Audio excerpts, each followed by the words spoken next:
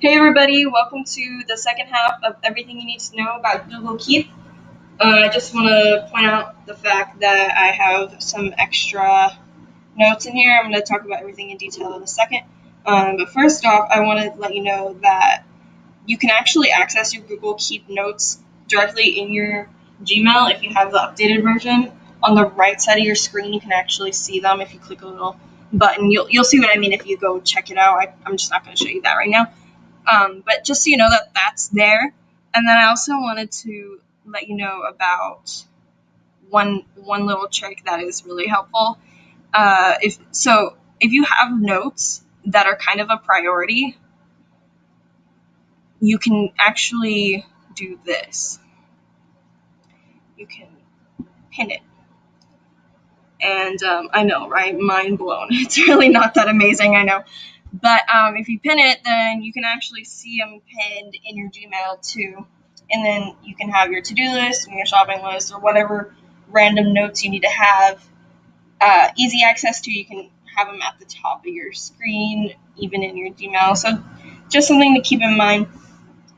So I have a bunch of notes that I added just for examples to show you guys some ideas and how to navigate your way through Google Keep. So first off is the links. So I have a new label that I made, my links label.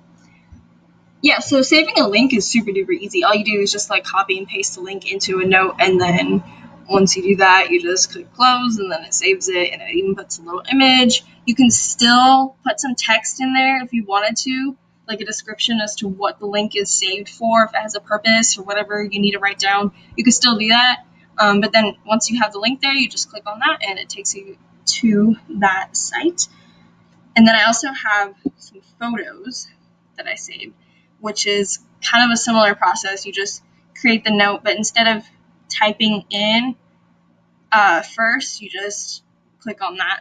And then you can still have text like you see here. And then you just upload the image and then save it like that. And I gave it a label. But if you find yourself ending up saving a lot more in your Google Keep, you can be more specific with even your photos. You can just have smiley face photos and make that a label or whatever you need to do. And I have some other things I want to show you. My random crap label, awesome.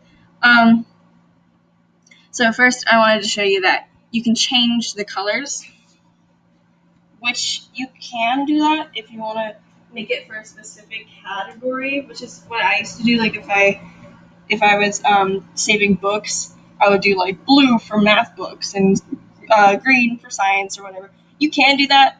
It's kind of hard to remember what's what though, and you also have labels, so take advantage of that. So you don't really need to do that. I don't do that anymore, but you can if you wanted to, or you can just do colors for fun. But to change the color, you just go there and then you can click whatever color you want.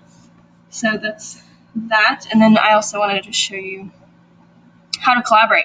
So a good example of this is let me just go back here. Notes. If you, let's assume this list is in the shopping list, and let's assume it's like tasks you need to do to finish a project or something. If you wanted, if you were doing that project with someone else, you could collaborate, and then you could just put in their email and then save it. And then they're going to have access to the same checklist. That's going to help a lot too if you need to have someone else looking at this list. And then as well as changing the list behavior, which is my last point actually.